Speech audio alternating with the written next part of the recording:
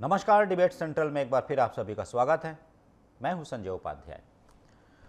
जैसा कि हार के बाद तो होता ही है, लेकिन लगातार 4 ऐसी पराजय, पहले विधानसभा चुनाव, फिर लोकसभा चुनाव, उपचुनाव और उसके बाद निकाय चुनाव में इतनी बुरी पराजय, उसके बाद ये देखा जा रहा है इन लगातार 4 हारों के बाद ये देखा जा रहा है, देखा क्या जा रहा है, जो बयान आ रहे हैं, और बयान अब विपक्ष के नहीं हैं। पहले विपक्ष के बयान हुआ करते थे, तब इस पर राजनीति और एक दूसरी करवट बैठा करती थी। अब जो बातें हो रही हैं वो कांग्रेस के भीतर ही हो रही है। कांग्रेस जन ही कह रहे हैं, कांग्रेस के नेता ही कह रहे हैं, कांग्रेस के कार्यकर्ता ही कह रहे हैं। कुल मिलाकर एक आंतरिक कलह मची हुई है, घमासान मचा हुआ है, भगदड़ मची हुई है। सिर्फ फटौवल, मतलब ऐसे कुछ शब्द जो हैं गढ़े गए होंगे, जब भी सब कुछ यहाँ देखा जा रहा है। इसके पीछे कारण क्या है? आखिर कार्यकर्ता नेता इतने नाराज क्यों हैं? मैं नेता छोड़ भी दूं, कार्यकर्ता जो कि छोटे कार्यकर्ता होते हैं, जो कहिए कि कई पायदान नीचे के नेता होते हैं, वो ऐसा क्यों सोच रहे हैं? अगर यह विषय नहीं मानती कि पार्टी बड़ी चिंता का विषय है, तब उस पार्टी के पर कहीं ना कहीं प्रश्न चिन्ह लगता है। ठीक है, आज इस पर हम चर्चा करेंगे अपने विशेष अतिथियों के साथ। पहले देख लीजिए एक रिपोर्ट।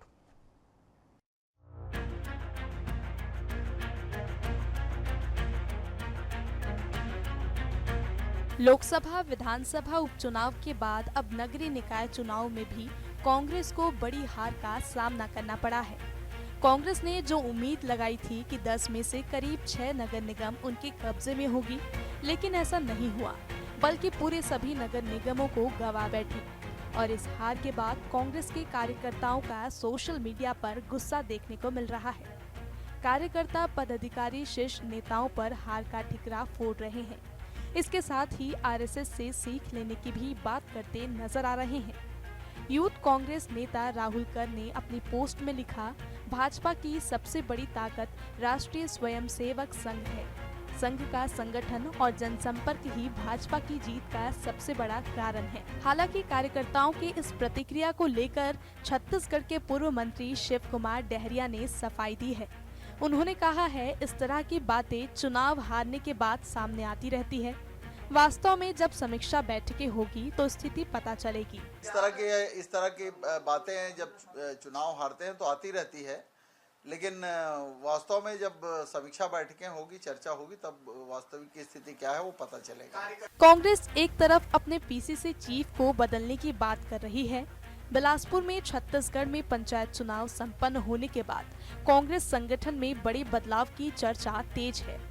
इसी बीच पूर्व उप मुख्यमंत्री टीएस सिंहदेव के प्रदेश कांग्रेस अध्यक्ष बनाए जाने की भी बातें सामने आ रही है। सिंहदेव ने इसको लेकर कहा कि पार्टी उन्हें यह जिम्मेदारी सौंपती है तो वे पूरी निष्ठा से उसे निभाने के लिए तैयार हैं। वहीं सिंहदेव के अध्यक्ष बनाए जाने की अटकलों पर बीजेपी के वरिष्ठ नेता अजय चंद्राकर ने तंज कसते हुए कहा है, हार से कांग्रेस चेतना लुप्त हो गई है और बेहोशी के हालत में कुछ भी बोल रहे हैं। कांग्रेस सदमे में, वो अर्ध बेहोशी की हालत में आदमी जो बोलता है ना, जिसकी चेतना लुप्त हो जाती है, तो हार से वो चेतना लुप्त है तो बेहोशी में ही कुछ भी बात कर रहे हैं। उनको थोड़ा स्थित व्यवस्थित होने दो, फिर उनकी बातों पर प्रतिक्रिया देंगे। अभी वो जो बात कर रहे हैं वो प्रतिक्रिया देने लायक नहीं। वहीं कांग्रेस की हार को लेकर छत्तीसगढ़ के डिप्टी सीएम अरुण साव ने कहा कि कांग्रेस बुरी तरह हारी है और अब उसे आत्म अवलोकन करना चाहिए। राजधानी की बात करें तो 70 में से 60 सीटें भाजपा ने जीती है। बिलासपुर में 70 में से 49 सीटें भाजपा को मिली है। यही हालात पूरे प्रदेश के हैं। उन्होंने कहा कि निश्चित तौर पर इस बात को खारिज नहीं किया जा सकता कि इस चुनाव में कांग्रेस की बुरी हालत हुई है, लेकिन कांग्रेस के नेता आपस में लड़ने में मशगूल हैं और छत्तीसगढ़ की जनता इसका मजा ले रही है। कांग्रेस पार्टी को आत्मावलोकन करना चाहिए जिस बुरी कदर हार हुई है। कांग्रेस पार्टी आखिर किसकी बात मानेगी? संविधान लेकर उनके नेता घूमते हैं, उसी संविधान में न्यायालय को सर्वोच्च स्थान प्राप्त है। सर्वोच्च न्यायालय ने बार बार कहा है कि ईवीएम में किसी तरह की टेम्परिंग की कोई गुंजाइश नहीं है। एक बार नहीं, बार बार सर्वोच्च न्यायालय ने कहा है। उसके बाद भी यदि ये ईवीएम का रोना रोते हैं, इनको रोने से कोई रोक नहीं सकता है। पर सच्चाई ये है कि कांग्रेस की दुर्दशा हुई है। कांग्रेस अपनी हार का ठिकरा ईवीएम पर ना फोड़े, अपने नेताओं पर फोड़े, खुद आत्मावलोकन करे। कांग्रेस को जिस प्रकार हार का सामना करना पड़ रहा है, वाकई सोचना लाजमी हो जाता है कि आखिर उनकी चूक कहां पर हो रही है। पहले लोकसभा और विधानसभा, फिर निकाय चुनाव के रिजल्ट से सबकी बोलती बंद करके रख दी है। खैर, राजनीति में हार जीत लगी रहती है और जीत या हार के बाद इसी प्रकार की बयानबाजी भी जायज है। लेकिन क्या इस हार के बाद कांग्रेस कुछ कड़े कदम उठाएगी, ये देखने वाली बात होगी। Bureau report, DA news plus.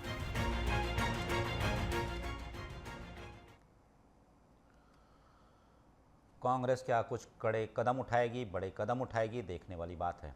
चलिए सीधे चर्चा की शुरुआत कर लेता हूं। पहले परिचय करवा दूं, मेरे साथ जो विशेष अतिथि जुड़े हुए हैं, निशिकांत पांडे जी हैं, प्रवक्ता हैं भारतीय जनता पार्टी के। निशिकांत जी, आपका स्वागत है।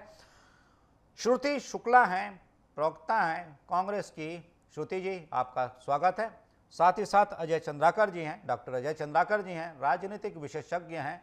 वो भी हमें समझाएंगे आखिर राजनीति में चल क्या रहा है और कांग्रेस के भीतर हो क्या रहा है। आज की शुरुआत तो आपसे ही बनती है। श्रुति जी, क्या हो रहा है?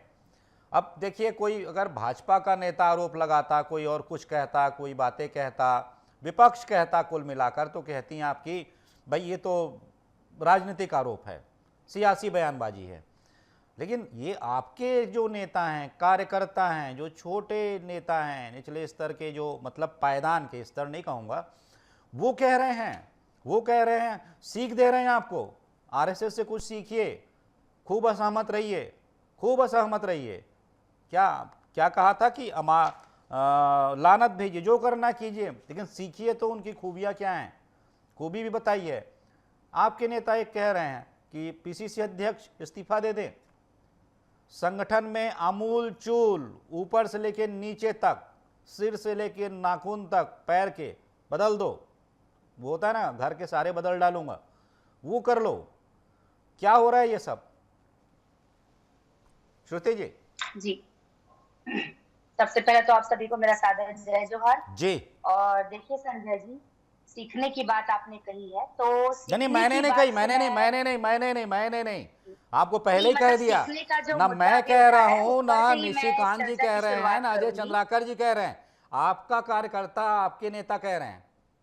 बिल्कुल सीखने की अगर बात होती है तो मैं एक ही बात कहना चाहूंगी कि देखिए, जो सीखना है ना, ये तो मतलब सीखना और सिखाना तो जीवन भर चलता है। ये जीवन की एक अमूलचूल प्रक्रिया है और सीखने और सिखाने में कोई बुराई तो है नहीं। बिल्कुल, जहां से लगता है कि हमें अच्छी शिक्षा मिल रही है तो उसे ग्रहण करने में कोई बुराई नहीं है। और रही बात मतलब कांग्रेस संगठन में बदलाव की, तो देखिए, अब ये तो पार्टी शीर्ष नेतृत्व का निर्णय है।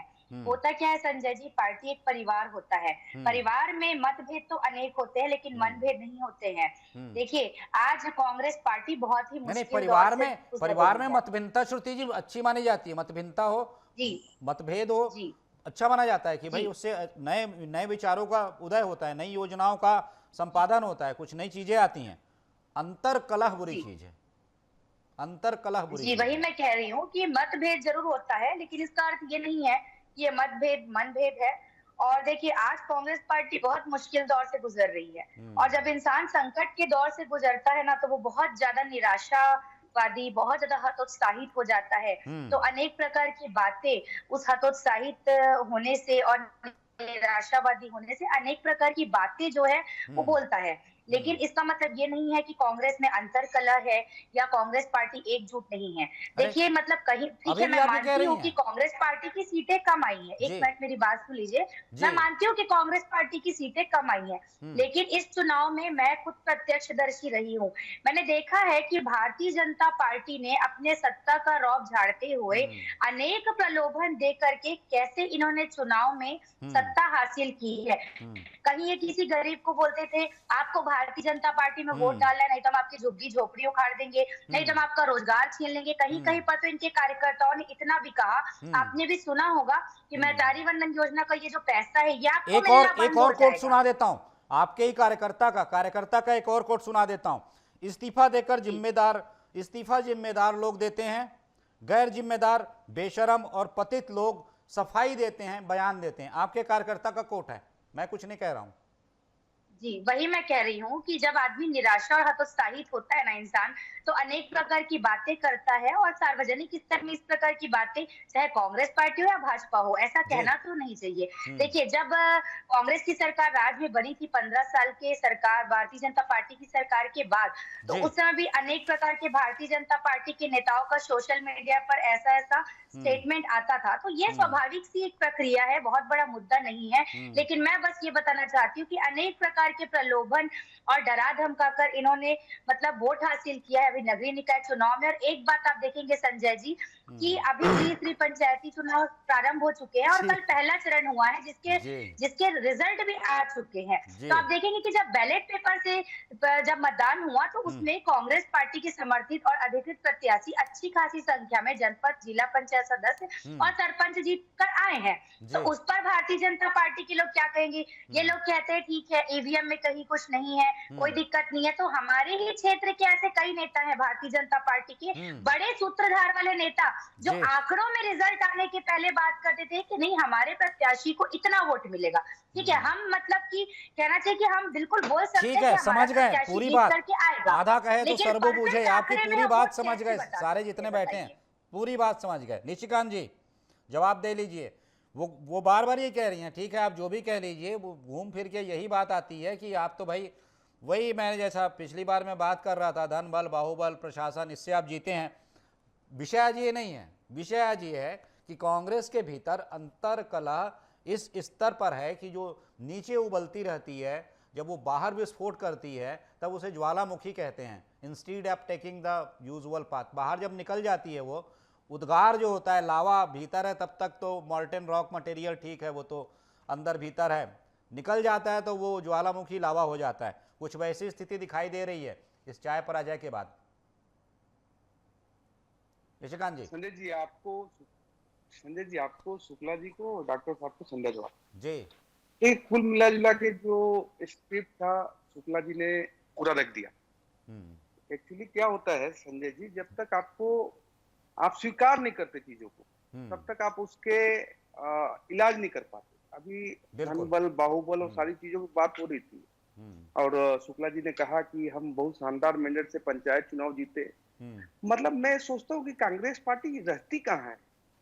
मतलब कांग्रेस पार्टी किस दुनिया में रह रही है, मुझे समझ में नहीं आ रहा है। 162 में 120 अगर भारतीय जनता पार्टी जीतती है और बैलेट से चुनाव हुआ है, उसके बाद भी शुक्ला जी कह रहे हैं कि देखिए शानदार जीते हैं, तो यही तो एक दिक्कत है। दूसरा जो कुलदीप जुनेजा जी बात, निशिकांत जी एक बार पूछ लूं क्या, तो मुझे श्रुति जी से एक बार पूछ लूं क्या, श्रुति जी कितनी सीट जीती हैं आपने? जैसे आप शानदार बता रहे हैं, कितनी सीट जीती हैं आपने बैलेट से? सीट देखिए संजय जी, शानदार सीट जीतने का मतलब ये है कि जो रिजल्ट ईवीएम पे आया था कम से कम वैसा रिजल्ट तो नहीं है। और अभी तो प्रथम चरण का चुनाव हुआ है ना, आप आंकड़ों की बात छोड़िए ना, आप आंकड़ों की बात छोड़ दीजिए। अभी तो ये प्रथम चरण का चुनाव हुआ है, अभी ये प्रथम चरण का चुनाव हुआ, अभी तो 2 चरण के चुनाव बाकी है। चलिए निशिकांत जी, विपक्ष पर ही उंगलियां उठाने का काम करेंगे। आप निरंतर रहिए जी। निशिकांत जी। जी जी संजय जी, वही मैं बात कर रहा था जो कुलदीप जुनेजा जी ने बात उठाया। तो आप नैतिकता के आधार पे कहाँ इस्तीफा लोगे? एक तो पार्टी में लोग छोड़ के जा चुके हैं और दूसरा आपने निष्कासन कर दिया है। जो बचे हैं उन पे भी अगर नैतिकता के आधार पे इस्तीफा ले लोगे तो पेन इंडिया में आप कितना इस्तीफा लोगे और कौन लेगा, स्वीकार कौन करेगा? मतलब श्रीमान खड़गे जी स्वीकार करेंगे तो दिल्ली का 0 कौन स्वीकार करने वाला है? बंगाल में 0 कौन स्वीकार करेगा? उड़ीसा की हार का चिंतन कौन करेगा? और पंजाब, गुजरात, राजस्थान, मध्य प्रदेश कौन? तो फिर पूरी पार्टी गायब हो जाएगी। तो वैसा नैतिकता और कांग्रेस एक दूसरे के अनुपूरक है, पूरक हो ही नहीं सकते। तो नैतिकता के आधार पर कांग्रेस से बात करने की आवश्यकता नहीं। दूसरी बात, अगर आप दीपक बेच के सर पे अगर इसका ठिकरा फोड़ना चाहते हैं तो देखिए संगठन जरूर चुनाव लड़ता है, लेकिन सत्ता आपकी थी, सत्ता के मुखिया थे भूपेश बघेल, उनके फलाने के भरोसे पे आपने चुनाव लड़ा था। अब जब आपको हार की जिम्मेदारी सबसे पहले तय करनी है, संजय जी थोड़ा छोटा समय लूंगा, ज्यादा जी, नहीं। जी। देखिए इनकी हार का आकलन ये जितना भी हम मर्जी हमारे ऊपर फोड़ लें, जब विधानसभा का चुनाव हुआ और गिरीश देवांगन राजनांदगांव चुनाव लड़े, जी, छाया वर्मा धरसीवा लड़ी और बलौदा बाजार महाराज को लड़ाया गया, और जो अपने गुरुजी थे उनको रायपुर दक्षिण लड़ाया गया। जी, जिस दिन ये टिकट अनाउंस हुआ उसी दिन रायपुर और मतलब छत्तीसगढ़ से कांग्रेस बाहर हो गई। लोकसभा में आते आते जब भूपेश बघेल राजनांदगांव लड़ रहे हैं, तामध्वज साहू महासमुंद लड़ रहे हैं, और देवेंद्र यादव बिलासपुर और शिव डहरिया जांजगीर, उसी दिन कांग्रेस पार्टी हार गई। उसी प्रकार अभी आप रायपुर दक्षिण और नगर निगम के चुनाव का आकलन कर लीजिए। जब टिकट बंटवारा आप नहीं कर पा रहे, कांग्रेस पार्टी कोई पार्टी थोड़ी है, परिवार का एक बंच है जिसमें जो एक व्यक्ति शाखे में मजबूत हो गया उसी का चलेगा। अदरवाइज संगठन होता, कोई वैचारिक संगठन होता, कोई सांगठनिक संगठन होता तो लोग जुड़ते, यहाँ तो टूटने के कगार में। अब विषय आता है कि अंतरकलह और कांग्रेस पार्टी एक दूसरे के पूरक के रूप में आप देख सकते हैं। आज से नहीं, सन 47 से, जब से कांग्रेस, और 1885 से भी ले सकते। तो ये कांग्रेस पार्टी का एक मुख्य जो विषय है, अंतरकलह। कितनी बार कांग्रेस टूटी आप पैन इंडिया में देख लीजिए, और आजादी के बाद से देखिए। मुझे याद है कि 20 या 22 बार कांग्रेस पार्टी अभी तक टूट के नहीं। अभी भी जो कांग्रेस है वो पुरानी कांग्रेस नहीं है, ये इंदिरा कांग्रेस का संचालित कांग्रेस चल रहा है। तो कांग्रेस पार्टी का सिर्फ मिस्टेक अगर आप समझे संजय जी, तो अपनी गलतियों को सुधारना तो दूर की बात है, गलतियों को पकड़ना भी नहीं जानते, पकड़ना चाहते भी नहीं है। पब्लिक डोमेन में अगर बात रख दिया आपने, अभी मैं देख रहा था कि कुलदीप जुनेजा पे नोटिस जारी हो गया है, निलंबन की कार्रवाई हो रही है। अब सोचिए कि कोई एक विधायक अपना एक बात रखा कि आपको जिम्मेदारी लेनी पड़ेगी, तो उस पर कार्रवाई हो गई। तो ये तय कौन करता है? ये तो पैरामीटर सेट करना पड़ेगा पहले कि अगर अनुशासनहीनता है या कांग्रेस पार्टी की चिंता है। पार्टी की चिंता करके कोई अगर पोस्ट करता है या बात रखता है तो वो चिंतन का विषय है। उस पे अनुशासनहीनता की कार्रवाई अगर आप करते हो तो आपको दिखता है कि आपको पार्टी की चिंता नहीं है, जो आपके अध्यक्ष हैं या बड़े स्टेक होल्डर हैं उनको बचाने की चिंता। ठीक है, मैं एक बार पूछ लेता हूँ अजय चंद्राकर जी से, एक बार मैं पूछ लेता हूँ। एक बात बताइएगा सर, ये जो पूरी आपाधापी जैसी स्थिति मची हुई है, लगातार 4 हार के बाद बड़ी पराजय, तो क्या लगता है कि अगर इससे संगठन में परिवर्तन कर दिया जाए, संगठन में आमूलचूल परिवर्तन हो जाए तो सब कुछ ठीक हो जाएगा, या फिर बात यह है कि जो भी संगठन, नया संगठन ही सही बनता है, संगठन मतलब चेहरे बदले जाते हैं, तब उनको वो सब करके दिखाना पड़ेगा, वो दम दिखाना पड़ेगा, कुछ कर दिखाना पड़ेगा, तभी ये पार्टी फिर से एकजुट हो जाएगी और फिर आके खड़ी हो जाएगी। क्योंकि थोड़ा सा याद कीजिएगा, जब नंद कुमार पटेल हुआ करते थे तो उन्होंने उस कांग्रेस के संगठन को एकजुट किया था, खड़ा किया था। त्रिफला कहे जाते थे, हर्रा बहर्रा त्रिफला, वो जो 3 लोग जो कहते थे, जो अलग अलग हुआ करते थे, एक साथ हुए थे नंद कुमार पटेल, चरणदास महंत जी, अरविंद चौबे जी, त्रिफला थे। उसके बाद आप देखिए, उसके बाद वो जो एक बड़ी भयावह दुर्घटना होती है, एक हादसा होता है, एक कहिए कि नरसंहार होता है, जिसमें वो सब चले जाते हैं। उसके बाद भूपेश बघेल आते हैं। भूपेश बघेल उस खड़े हुए ढांचे को ऊर्जा देते हैं, लगातार आंदोलन, जमीन का आंदोलन, सड़कों का आंदोलन, एक समझिए कि उसको जोश से भर देते हैं, तब ये पार्टी खड़ी होती है। तो सिर्फ चेहरा बदल देने से नहीं, बल्कि ये सब कुछ करना होगा। विपक्ष में है तो विपक्ष धर्म के रूप में आंदोलन, ऐसे कार्यक्रम करने होंगे, तब पार्टी एकजुट होगी। क्योंकि क्या होता है, आप भी सुने होंगे डॉक्टर साहब, कहा जाता है कि खाली दिमाग शैतान का घर, तो सक्रिय रहना पड़ेगा।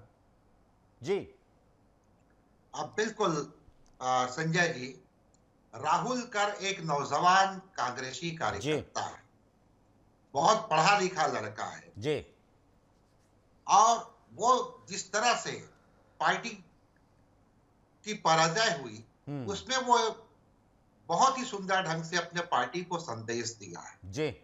ऐसे हिम्मत वाले लोग होते हैं जो संदेश देते हैं, जिनके बात के ऊपर गौर करना चाहिए। बिल्कुल। दूसरी बात, आपने संगठन की चर्चा की जी, तो आप देख लीजिए संजय जी, 35 साल का इतिहास मैं आपके साथ फिलहाल शेयर करता हूं। जी, जब राम जन्मभूमि बाबरी मस्जिद विवाद आया और उसके बाद फिर धारा 356 लगा करके मध्य प्रदेश की सरकार को बर्खास्त किया गया जी। उस समय फिर पीसीसी अध्यक्ष के रूप में दिग्विजय सिंह जी आए। ये 92-93 की बात जी। और वहां से लेकर के ये 2018 के पहले जो पीसीसी अध्यक्ष थे छत्तीसगढ़ बनने के बाद जी। सिर्फ 2 पीसीसी अध्यक्ष, आप जो बोले संगठन लेवल पर लगातार आंदोलन, जनता की समस्याओं को उठाएंगे, तो 35 साल में सिर्फ 2 बार जी। और ये दिग्विजय सिंह जी का किस्मत था कि उनको सेकंड कार्यकाल मिल गया।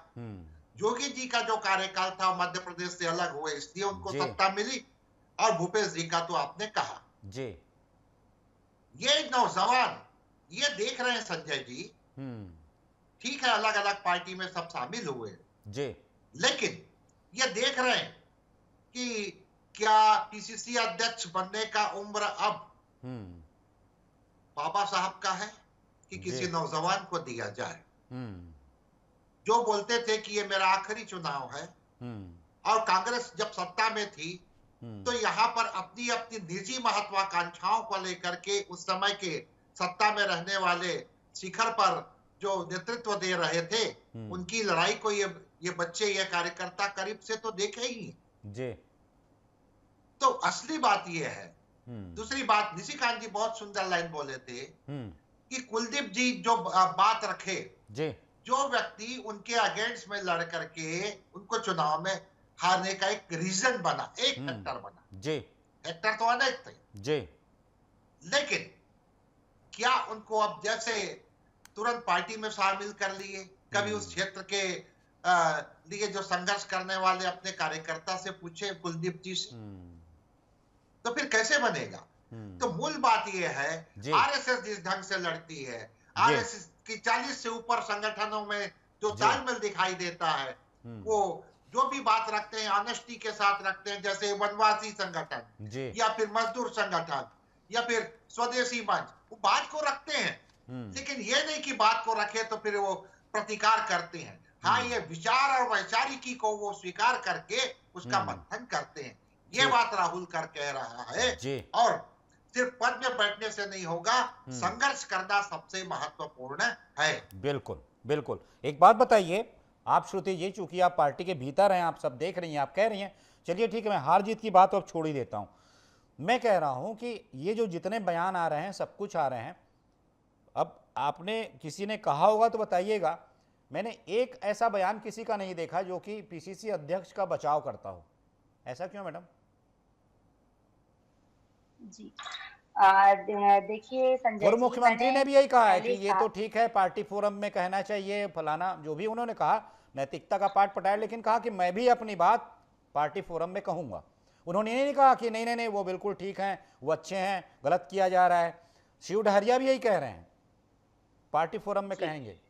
जी जी, देखिए संजय जी, जब ऐसी परिस्थिति बनती है तो मतलब ये लाजमी है कि लोग निराशा में, मैं वही कहा, फिर से वही कह रही हूँ कि निराशा में लोग ऐसी बातें करते हैं। और निश्चित ही पार्टी संगठन में क्या बदलाव होगा, प्रदेश अध्यक्ष अगला कौन बनेगा और उनको किस प्रकार से बदला जाएगा, क्या रहेगा, ये जो भी क्रियाकलाप है, ये पार्टी के बहुत ही शीर्ष नेतृत्व का एक निर्णय है। इस पर मेरे जैसा एक छोटा कार्यकर्ता अभी फिलहाल तो कोई कमिटमेंट नहीं कर सकता है जब तक पार्टी से कोई निर्देश हमको ना आ जाए। लेकिन मैं इतना कहना चाहूंगी कि देखिए, एक समय था जब कांग्रेस पार्टी की मतलब लगातार कांग्रेस पार्टी के नेता ही जीत कर आते थे। भारतीय जनता पार्टी की सीटें उस समय बहुत कम आती थी, या फिर यूं कहो कि उनका नामो निशान भी शायद नहीं था इस देश में। उस समय भी कांग्रेस के नेताओं के बोल इतने नहीं बिगड़े थे जितने आज अहंकार में आकर के भारतीय जनता पार्टी के लोगों के बोल बिगड़ गए हैं। और मैं इस डिबेट के माध्यम से हमारे बड़े भाई निशिकांत जी को ये कहना चाहूंगी, मैं तो भारतीय जनता पार्टी के बोल की बात ही नहीं कर रहा हूँ मैं, श्रुति जी। संजय जी मेरी बात सुनिए, मैं तो भारतीय जनता पार्टी के बोल की बात ही नहीं कर रहा आज के डिबेट में, मैं तो आपके ही नेताओं कार्यकर्ताओं के बोल की बात कर रहा हूँ। बिल्कुल बिल्कुल संजय जी, मैं भी वही कह रही हूँ कि भाई बहुत बधाई के पात्र है भारतीय जनता पार्टी के लोग कि जनता ने इस बहुमत से आपको बैठाया है। तो मैं एक ही बात कहना चाहूंगी कि उनके विश्वास को कायम रखते हुए पिछले 1 साल में जो छत्तीसगढ़ की स्थिति है, भ्रष्टाचार, लूट, चोरी, डकैती, मर्डर। निशिकांत जी एक बात बताइए, आप अब जो आप कुछ कहना चाह रहे थे आप कहिएगा। निशिकांत जी सुन पा रहे हैं? जी जी। एक बात बताइएगा कि आपके लिए दीपक बैज के रहते आपने जो चुनाव लड़े, दीपक बैज के पीसीसी अध्यक्ष रहते हुए, वो तो आपने देख ही लिया, जनता ने देख ली वो सारी स्थितियां, और परिणाम भी सबके सामने हैं। क्या लगता है, क्योंकि आप भी चाहते हैं, आपके नेताओं के भी मैं बयान लगातार सुनता हूं, ये भी वो चाहते हैं कि हमें भी विपक्ष में सशक्त विपक्ष चाहिए, तभी लोकतंत्र चलता है, सशक्त विपक्ष का नेता चाहिए। क्या लगता है कि वो सशक्त, जब टीएस सिंहदेव, मान लीजिए जैसी चर्चा चल रही है, टीएस सिंहदेव अगर आते हैं पीसीसी अध्यक्ष के रूप में, तो एक सशक्त विपक्ष मिलेगा आपको, एक सशक्त विपक्ष का नेतृत्व आपको मिलेगा? संजय जी, व्यक्तिगत तौर पे मैं अपनी इस बात का जवाब दे सकता हूँ आपको जी। कि जो व्यक्ति अपने लिए नहीं लड़ पाया, जो व्यक्ति खुद इस्तीफा देके जनता के कामों का नहीं होने के कारण इस्तीफा दे दिया, तो जनता के लिए नहीं लड़ पाया, तो पार्टी के लिए लड़ेगा, यह संभव चीज है, ये अलग विषय है। हालांकि कांग्रेस पार्टी का इंटरनल मैटर है, उस पर हमको टीका टिप्पणी नहीं करनी चाहिए। जी नहीं, मैं अपेक्षाकृत चुनौती बोल रहा हूं, क्योंकि वो ठीक है, उस समय की स्थितियां परिस्थितियां जैसी थी, अब वो विपक्ष में अगर आते हैं, विपक्ष में अगर वो शामिल होते हैं, पीसीसी अध्यक्ष बनते हैं, तो क्या लगता है कि चुनौती थोड़ी बढ़ेगी? उनका छोड़ दीजिए व्यक्तिगत, सरकार के समय उनका मतलब वो समझिए कि पार्टी के भीतर का आंतरिक विषय था, सरकार, सत्ता, बाकी चीजें। मैं कहता हूं विपक्ष के रूप में जब वो आएंगे, क्योंकि आप भी जानते हैं बाबा साहब की जो छवि है अपनी, कि बड़े उदार माने जाते हैं, उनकी बड़ी सॉफ्ट कहा जाता है एक छवि है, मृदुभाषी हैं, तो उस थोड़ा सा फर्क पड़ेगा क्या? संजय जी देखिए, मैं उनका व्यक्तिगत तौर पर बहुत सम्मान करता हूँ, पूरा प्रदेश जी, इसमें कोई शक नहीं है कि प्रदेश में अगर कांग्रेस का कोई सम्मानित नेता है तो उसमें एक टीएस सिंहदेव जी आते हैं जी। लेकिन अगर छत पे आप कितने मोटा लोहे का रोड लगा लो, अगर कॉलम आपका बिल्कुल धराशायी है, बिल्कुल मतलब कॉलम आपका जर्जर हो चुका है जी, और उसके ऊपर आप मंजिल खड़ा करना चाहते हो, तो पैन इंडिया जो स्थिति कांग्रेस पार्टी के, श्रुति जी हमने आपको कोई अपशब्द बोलने बोले न कटाक्ष किया। श्रुति जी मैं आपका शुभचिंतक इसलिए हूं कि आप हैं तो हम हैं, अगर आप नहीं होते तो हम भी नहीं होते, तो आपका होना बहुत आवश्यक है सामाजिक और राजनीतिक जीवन में। हम हराएंगे किसको? जनता कैसे कंपेयर करेगी कौन बेटर है?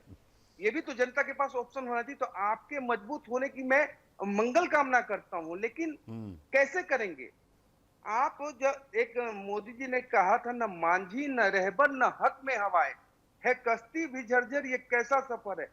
नेता नहीं, नेतृत्व करता नहीं, कार्यकर्ता नहीं, उसके बाद भी यहाँ बैठ के श्रुति जी क्या करें, धन बल बाहुबल झोपड़ी तोड़ देंगे, फलाना कर देंगे, उस कारण से हम नगर निगम जीत गए। मतलब ये आता है कि आप इलाज किस चीज का करेंगे जब आपको पता ही नहीं बीमारी क्या है। तो बीमारी की जानकारी पहले ले, बीमारी है क्या आपके यहाँ, तब इलाज का ट्रीटमेंट शुरू। आपके एक विषय आता है कि आप अगर दीपक बैज को हटा देंगे तो कितने दीपक बैज हैं आपके छत्तीसगढ़ में और पैन इंडिया में? किन किन पे आप ठिकरा फोड़ना चाहते हैं? क्या दिल्ली का जीरो जो है श्रीमान खड़गे जी पे नैतिकता नहीं होनी चाहिए? श्रीमान राहुल गांधी, प्रियंका गांधी और सोनिया गांधी जी पे नैतिकता नहीं होनी चाहिए कि तीसरी बार लोकसभा, राज्यसभा, लोकसभा, विधानसभा तीनों में 0-0? तो ये नैतिकता किस पे होगी संजय जी? तो वो पैरामीटर पे हम नहीं चल सकते। मेरा कहना है कि संगठन को मजबूत करने वाला एक ऐसा व्यक्ति है जो सभी कार्यकर्ताओं को लेके चले। जी, आज देखिए सिंहदेव जी हमारे प्रदेश अध्यक्ष हैं, उनके नेतृत्व में हमने लोकसभा भी लड़ा, रायपुर दक्षिण का उपचुनाव भी लड़ा, नगर निगम भी लड़ा और पंचायत का चुनाव भी चल रहा। शुक्ला जी अभी इतना शानदार बोला, मैं भी दंग रह गया। मैं कल रात भर देख रहा था, मतलब 2-3 बजे तक मॉनिटरिंग कर रहा था। 120, 121 हमारे जनपद जीत के आए जिला पंचायत, इनके 23 या 26 आए। और इनका स्टेटमेंट आया क्या कि जब बैलेट पेपर से होगा तो देखिए भारतीय जनता पार्टी हार जाएगी। तो मुझे मतलब लगता है कि बर्बादे कांग्रेस करने को बस एक ही राहुल काफी है। अंजामे कांग्रेस क्या होगा, हर डिबेट में एक राहुल बैठे। अब देखिए मतलब 120 पे हम घमंड नहीं कर रहे हैं, हम आत्मविश्वासी नहीं हो रहे, लेकिन 26 पे जैसे 99 पे ये पूरे देश में आक्रमण कर रहे थे कि भाजपा हार गई, वैसे 26 पे बैठ के यहाँ बता रहे कि भाजपा हार गई।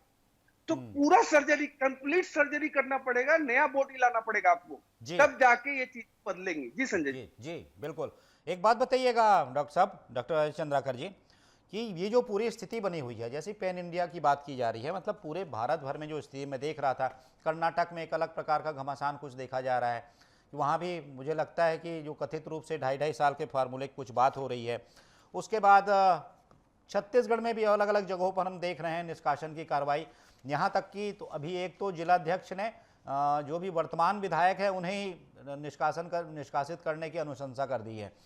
उसके बाद मैं ये भी देख रहा था कि शशि तरूर ने जो प्रधानमंत्री नरेंद्र मोदी की अमेरिका यात्रा थी उसकी उन्होंने थोड़ी प्रशंसा कर दी, तो उन पर भी तरह तरह के बयान कहिए कि एक तरीके से उन पर भी बड़ी कार्रवाई करने की बात कही जा रही है।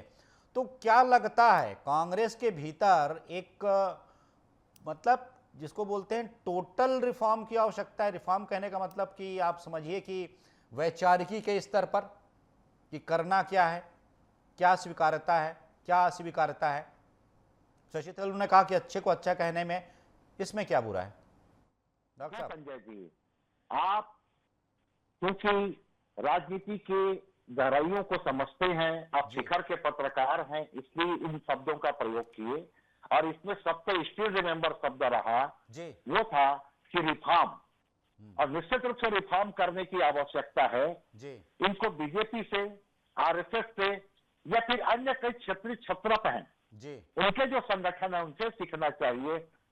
निश्चित रूप से इनको अलग अलग विंग बना करके, अलग अलग कह सकते हैं कि उनका क्लासिफिकेशन करके, और दूसरी बात है लगातार प्रशिक्षण। और बीजेपी में जिस तरह से लर्नड लोग हैं उस तरह के बौद्धिक संपदा को भी तैयार करना चाहिए। आप देखिए, अगर विदेश नीति का मामला आता है तो विदेश नीति के क्षेत्र में शशि थरूर जी प्रधानमंत्री जी की तारीफ किए तो इसका तो स्वागत होना चाहिए क्योंकि वहां पर वो भारत के प्रधानमंत्री हैं, किसी पार्टी के वो नेता नहीं है, भारत के प्रधानमंत्री, देश के नेता है। तो जब इस तरह का, जब हृदय की विशालता नहीं रहेगी राजनीति में और संकीर्णताएं रहेंगी, आप हारे मैं हारा, ये जीता ये टिकट वितरण इसी में लगे रहेंगे तो फिर कैसे बनेगा? तो टोटल रिफॉर्म शब्द आप जो बोले वही की है इसको पुनः एक बार जीवन दान देने के लिए। जी बिल्कुल। और उन्होंने बहुत विषय भी कहा है कि बिजनेस और टैरिफ को लेकर भारत और अमेरिका के बीच जो वार्ता का फैसला लिया गया है, आने वाले 9 महीनों में इस पर वार्ता होगी, ये भी एक बड़ा विषय है जिसका स्वागत करते हुए शशि तरूर ने कहा था और प्रशंसा की थी। और भी कुछ विषय थे कि भारत के बहुत से हित सधे हैं इस यात्रा। ठीक है, आप जैसा कह रहे हैं कि कुछ बातें होती हैं, लेकिन राजनीति, एक छोटा सा बस कह दीजिएगा डॉक्टर साहब, एक छोटा सा 2 लाइन में, कि राजनीति में हम देखते हैं कि सिर्फ विरोध के लिए विरोध करना है। राजनीति में ये मानस कई बार ये भी होता है, जब कांग्रेस कहा करती थी कि हमारे इस मॉडल की प्रशंसा केंद्र सरकार भी करती है। वो जो गोधन न्याय का मॉडल था, कहती थी केंद्र सरकार भी हमारे इस मॉडल की प्रशंसा करती है। अलग अलग रूपों में उस मॉडल को अलग अलग प्रदेशों ने, भाजपा शासित प्रदेशों ने अपनाया। तो अगर कुछ अच्छा है तो अच्छा कहने से मुझे लगता है कि विश्वसनीयता बढ़ती है, क्योंकि उसके बाद जब आप गलत कहते हैं तो लोग मानते हैं कि हाँ, इसने इस बात को अच्छा कहा था, तो अगर ये इस बात को गलत कह रहा है तो ये सही है।